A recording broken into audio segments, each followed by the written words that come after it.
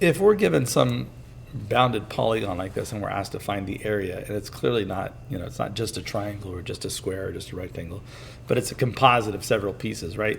One way to find the area is to think about different sections of it. So you can chunk this out and maybe look at like this little triangle up above, and there's a little square down here, and there's this big old rectangle you can look at. So if you look at the area of each of those pieces, you can find the area of the whole thing, right? This right here. So this is an area of 1/2. This is an area of 4. This is 1, 2, 3, 4 times 3. This is the area of 12. This is 1, 2 times 1, 2, 3. 2 times 3 is 6, and half of that is 3. So this is as an area of 3. So the sum of those pieces, right? 12, 13, 14, 15, 16, 17, 18, 19.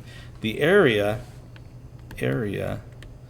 equals 19.5 units squared, right? Square units, that's the area. In terms of the perimeter, all the horizontal and vertical pieces are just difference in the y's. So you can find those pretty easily, although there's no coordinate grid set up with this one. But, as far as the perimeter goes, this, I'll use green, I guess, for perimeter. This is 3, that's a large pen for the green. Let me erase that and write instead. This is 3, 1, 2, 3, 4. This is 4. This is 4. This is 1, 2, 3, 4, 5. This is a length of 5. There's a 1 right there. And the only thing that I don't have now are these diagonal pieces, right? Which turned out to be hypotenuses of right triangles. So in the case of the one right here where this is a 1 and this is a 1, this one has an area of the square root of 1 squared, 1 plus 1 squared, 1 plus 1. So this is the square root of 2. So part of my perimeter involves the square root of 2. And then this other piece up here, if I think about this, right, I'll do it on the outside here. This is a 3 and that's a 2. Oh, that's not 3. This is 2 and this is 3. So the area of this thing is going to be the square root of 3 squared, which looks like 9, plus 2 squared, which looks like 4. So this is like the square root of 13.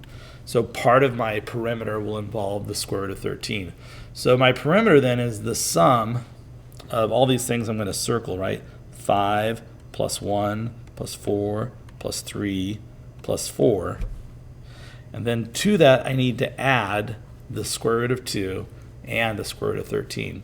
And I would just leave them like that. I'd just write root 13 plus root 2 as separate things.